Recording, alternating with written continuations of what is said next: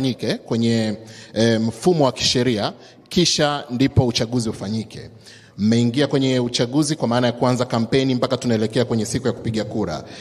Kwa nini CCM hamkuona kwamba kuna umuhimu wa kukisikiliza chama hicho kufanya mabadiliko ili kuwe kuna uchaguzi wa usawa na pande zote zishiriki, ikiwemo Chama cha Demokrasia na Maendeleo? Na kwa kuongeza hapo, kwenye mchakato mzima wa kampeni, CCM mpinzani wenu mkubwa wakati huu alikuwa ni nani? Alikuwa akiwatisha kiasi kwamba pengine hata hoja zao mnazichukua kama sehemu ya ajenda za kutekeleza. Asante. Tulisema tutauliza maswali. Kwa hiyo tumeuliza maswali. Nadhani sasa ni fursa mwenezi utusaidie kuyajibu. Karibu. Haya, asante. Jamhuri ya Muungano wa Tanzania. Naona mmesikiliza maswali kwa umakini na mnasubiri majibu kwa umakini. Sio? Sawa. Jamhuri ya Muungano wa Tanzania. Kwanza niwashukuru sana wauliza maswali wote. Wameuliza maswali nami niko tayari kuyajibu kama ambavyo wameuliza. Swali la kwanza aliuliza Joyce Shebe, ambalo naamini kila mmoja mlimsikia kuhusiana na idadi ya watu waliojitokeza kwenye mikutano yetu. Akaenda mbali, akaongelea mambo mengi, lakini cha kujibu cha kwanza nimshukuru kwa swali zuri. Lakini kwanza kabisa ni kweli mwitikio umekuwa mkubwa sana wa wananchi katika mikutano yote ambapo tumeanza nayo tangu tunazindua kampeni kwa maana ya tarehe 28 mwezi wa 8 2025 pale Kawe, viwanja vya Tanganyika Packers jijini Dar es Salaam. Kila Mtanzania aliyeangalia au aliyeshiriki mkutano ule aliona ukubwa wa Chama cha Mapinduzi. Kulikuwa na watu wengi sana, ambapo katika historia tangu kuanzishwa kwa vyama vingi vya siasa, Chama cha Mapinduzi hajawahi kuwa na umati mkubwa kiasi kile. Kulikuwa ni umati mkubwa. Lakini ukiangalia katika mikoa yote tuliyopita, Geita, tulipita hapa Mwanza, tumepita Dodoma, tumepita Tanga, tumeenda Shinyanga, tumeenda Iringa, tumekuwa na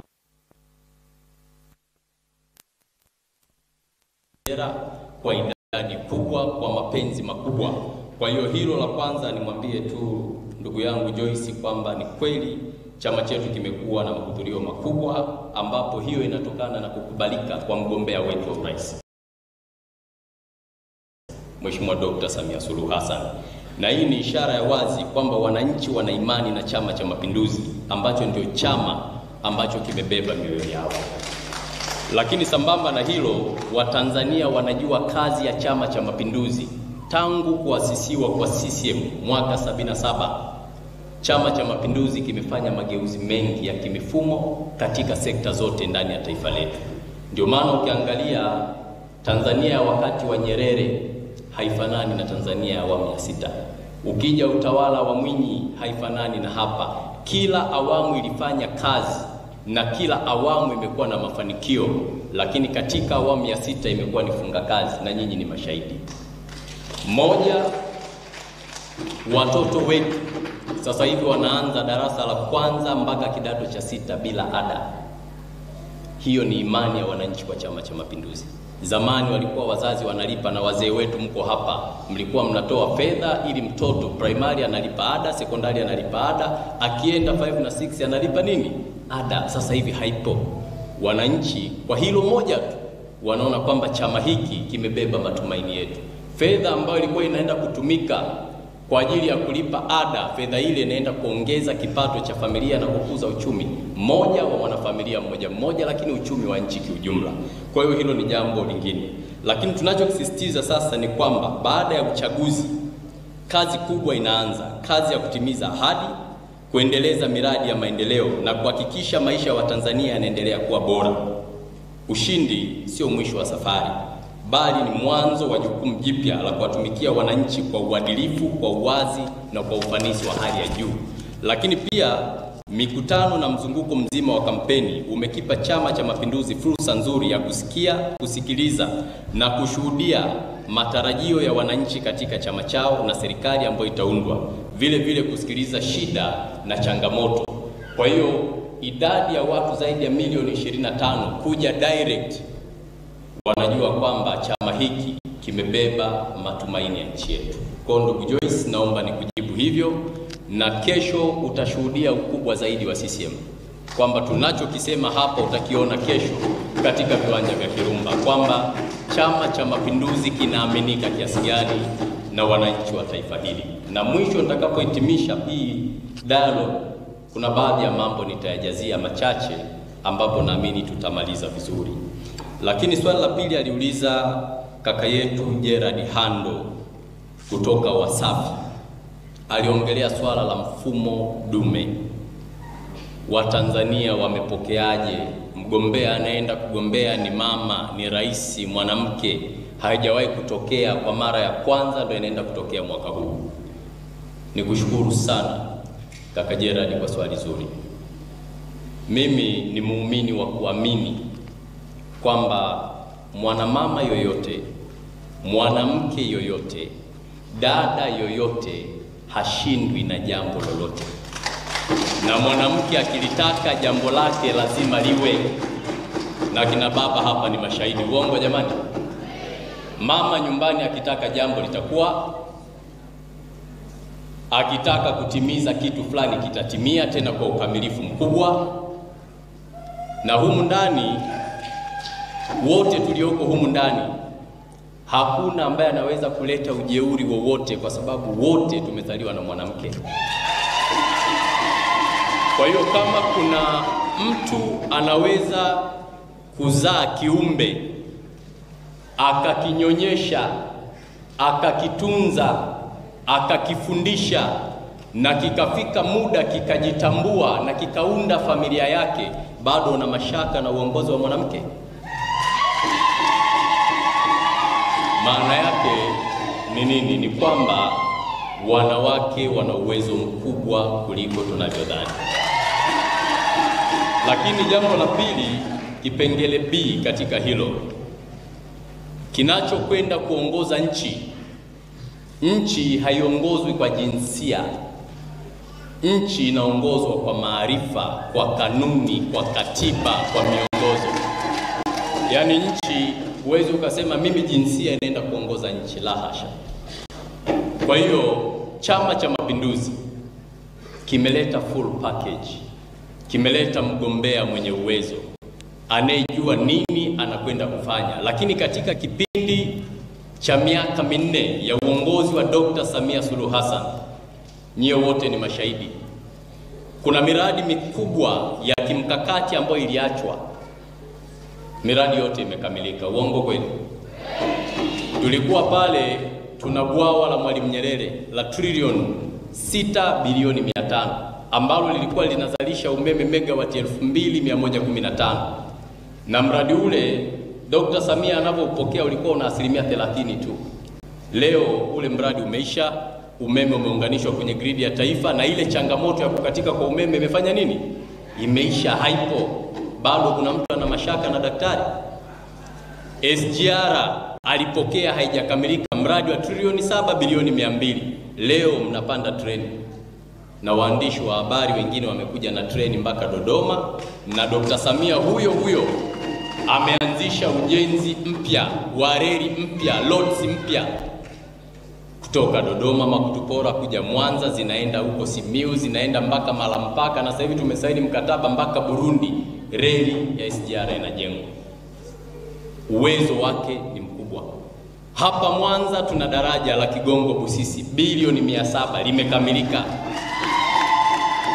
Hii miradi tukumbuke ilikuwa inapokea fedha nyingi, na Rais Samia anapopokea nchi haikuwa na hali nzuri kiuchumi. Tumetoka kwenye corona, uchumi umeshuka, inabidi ajenge uchumi, akusanye fedha, akamilishe miradi, na miradi imekamilika. Watoto walikuwa wanakaa chini, wazazi mlikuwa mnachangishwa michango mbalimbali. leo hakuna mzazi anayechangishwa mchango wa kujenga darasa. Watoto wanaenda shule, wanasoma, wanamaliza na maisha yanafanya nini? Yanaendelea. Kwa hiyo kaka yangu Gerard Hando, ni kwamba mfumo dume ndani ya nchi yetu kwa sasa hauna nafasi, na wanawake wameonyesha uwezo wa kudhubutu na kujua kuongoza, na sisi hatuna mashaka kabisa. Kina mama mliopo huku mna mashaka?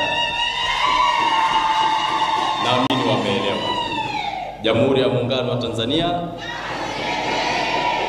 Kwa hiyo kuna mambo mengi ambayo yanaonesha uwezo wa Daktari Samia Suluhu Hassan, hasa katika kuhakikisha nchi yetu inapiga hatua kubwa ya maendeleo.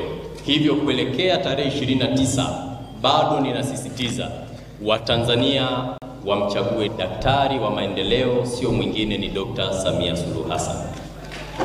Lakini swali la tatu la ndugu Esther Zelamula, yeye alisema kwamba kampeni zinakwisha. Ahadi zipi angalau 10 mgombea na chama waliahidi? Moja, labda niseme tumeahidi kutekeleza mambo mengi katika ilani ya uchaguzi, na kama nilivyosema imekuwa ni ilani bora. Lakini pia katika kutekeleza hayo kutakuwa na mwendelezo wa uongozi wa kazi na utu, kama kauli mbiu ya CCM inavyosema, kazi na utu, tunasonga mbele. Lazima tufanye kazi, lakini tujali utu wa Mtanzania, ndipo twende mbele kwa pamoja. Sasa serikali ya utu ya Daktari Samia Suluhu Hassan italisimamia kikamilifu katika makundi yote ya watoto, wazee na watu wenye mahitaji maalum. Moja, mgombea aliahidi atatoa bima za afya kwa makundi hayo. Nafikiri tunakumbuka. Hatutataka kusikia tena maiti zikizuiliwa hospitalini kisa mtu amefariki na anadaiwa gharama mbalimbali. Mgombea alisema hilo katika siku 100 anaenda kuliondosha. Lakini jambo lingine, tutaendeleza miundombinu ya kitaifa ikiwemo barabara, reli ya SGR, bandari, viwanja vya ndege na miradi ya umeme, ili kuwezesha uchumi na uwekezaji ndani ya nchi yetu. Lakini mgombea alisema tutaimarisha sekta ya elimu kwa kuajiri walimu, kuboresha mitaala na kutoa mikopo kwa wanafunzi wa elimu ya juu na vyuo vya kati ili wapate ujuzi wa kujiendeleza. Na ndio maana bajeti ya mikopo ya wanafunzi wa elimu ya juu imeongezeka maradufu, na sasa hivi Watanzania wengi wanaoenda vyuo vikuu wanapata hivyo. Lakini katika kilimo tumeahidi kilimo cha kisasa, urahisi wa pembejeo, masoko, mafunzo na uwezeshaji wa kilimo cha biashara, ikiwemo kilimo cha umwagiliaji, na sasa kupitia gridi ya taifa ya maji ambao ni moja ya sera ya mgombea. Kama tulivyo na gridi ya taifa ya umeme nchi nzima, sasa tutakwenda kuwa na gridi ya maji ambao kutakuwa na package ya umwagiliaji ndani yake. Kwa hiyo tunaamini katika sekta ya kilimo mambo yatakuwa ni mazuri. Lakini tunakwenda kutengeneza ajira mpya zaidi ya milioni 8 kupitia sekta rasmi na isiyo rasmi. Kufanikisha hilo, tutahamasisha uwekezaji wa ndani na nje, tutaimarisha ujenzi wa uchumi wa viwanda na kukuza biashara ili kuongeza ajira kwa vijana na wanawake.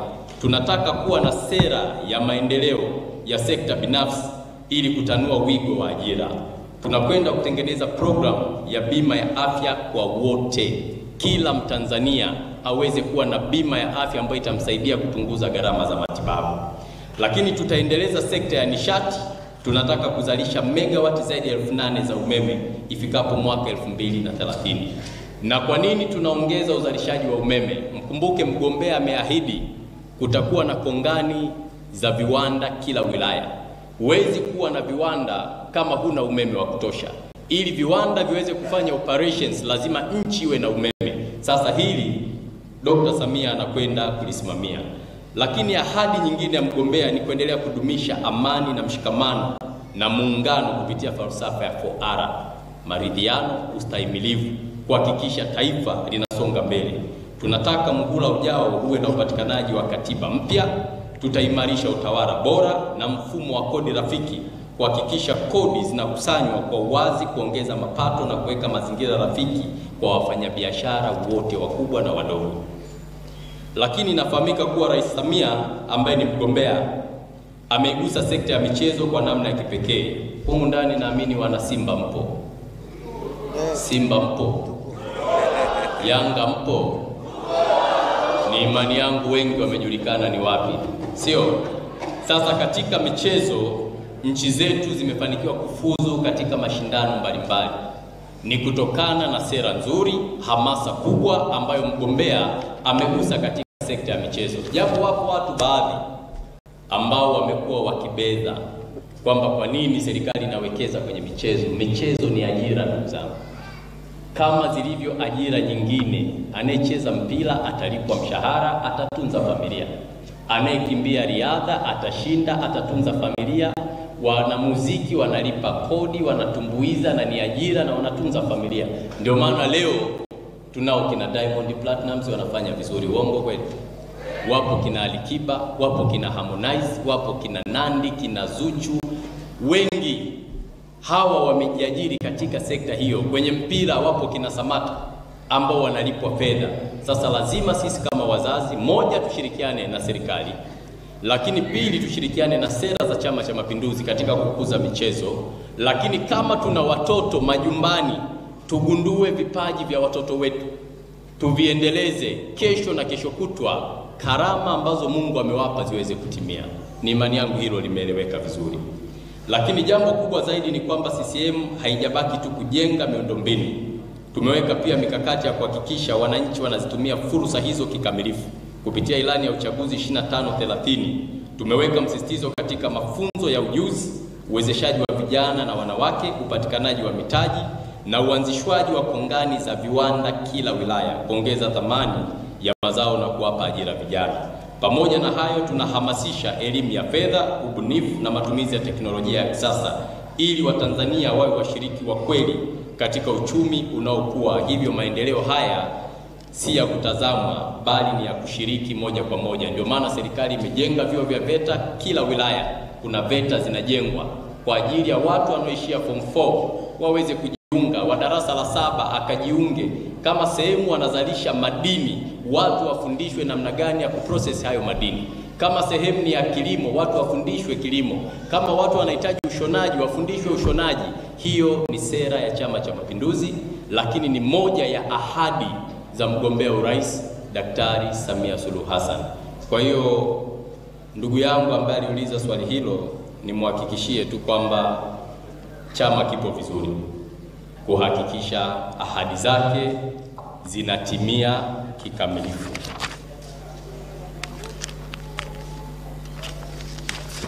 Sijui ilikuwa swali la ngapi hilo bwana? La Scholastica sio? Ivona ndisha mjibu nadhani. Bado. Ivona alikuwa anasema hamasa ni maandamano, si ndio? Si ndio hilo Sawa. Jamhuri ya Muungano wa Tanzania. Kwanza nikushukuru kwa swali muhimu. Na la pili niseme lifuatalo.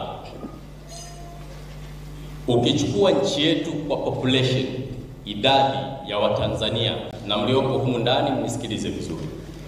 Tupo Watanzania zaidi ya milioni 60. Hao Watanzania milioni 60 wanachotamani kukiona ndani ya nchi yao, maji yanapatikana, umeme unapatikana, kilimo kinakuwa, uchumi unaimarika, miundombinu ya barabara mijini na vijijini inapitika kikamilifu. Wanahitaji mazingira rafiki ya kufanya kazi, nchi ikiwa na utulivu, ikiwa na umoja, ikiwa na mshikamano. Haya ndiyo mahitaji ya Watanzania. Sekta ya afya iwe imeimarika vizuri. Swala la maandamano, hapa tukiulizana wote, nani yuko tayari kuandamana na unaandamana kwa nini? Muulize jirani yako akupe jibu. Yaani nini kinamfanya andamani? Wewe muulize tu mwenzio akupe jibu. Kinachotokea ni kwamba unajua wanasema kwenye wengi kuna nini? Kuna mengi. Na lazima elimu itolewe. Wote tunaweza kuwa na vichwa, ila tukatofautiana maarifa ndani ya vichwa vyetu. Wanaohamasisha maandamano wote hawako ndani ya nchi hii. Wanaosema tufanye vurugu ndani ya nchi hii wako nje ya nchi na hawatashiriki hayo maandamano. We bado huogopi, hujiulizi, na Mungu amekupa akili ya kutambua mema na nini. Mtu anakuambia tarehe fulani andamana, ingia barabarani, usisahau kuvaa shati, na wewe kwa akili yako unatoka unamsikiliza mtu yuko Ulaya unaingia kuandamana.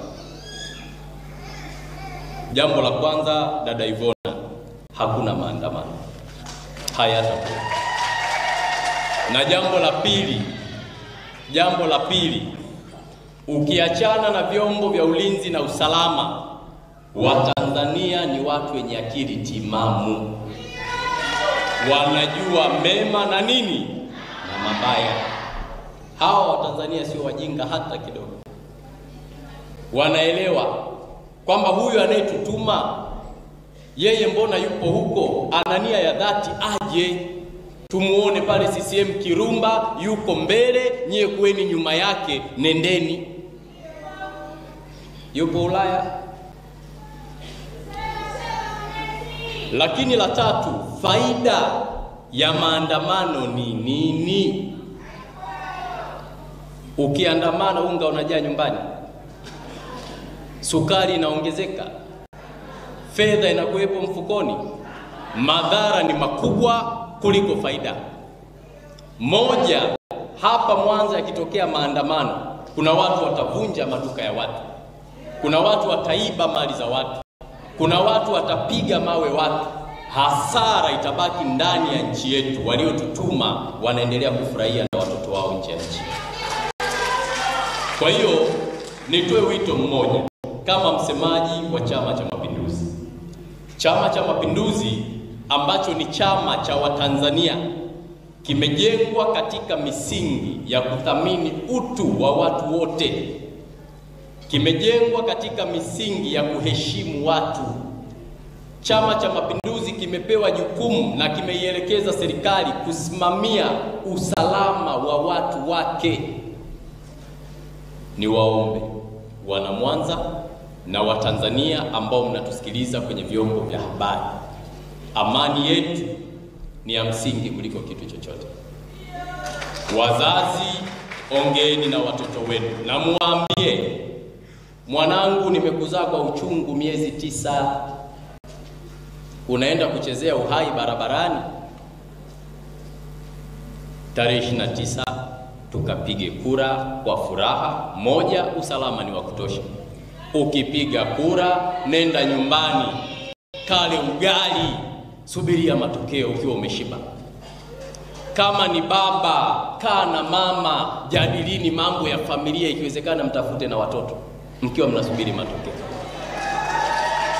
Siku ya tarehe 29 iwe siku ya sherehe na furaha ndani ya familia zetu. Kwanza, hakuna kazi serikali imetangaza, ni siku ya kufurahi. Usiende kujishosha, umebeba mabango makwapa yanatoa jasho, utachoka bure. Rudi nyumbani, kula ugali, kaa na familia. Kama una dhambi nyingi, tubu, ili hata ukifa unaenda wapi? Na Mungu awabariki sana. Kwa hiyo ishu ya maandamano, dada Ivona, haipo. Tanzania ni salama, Watanzania wana akili na wako timamu, na ninakuhakikishia hutaona jambo lolote ambalo linaenda kutokea.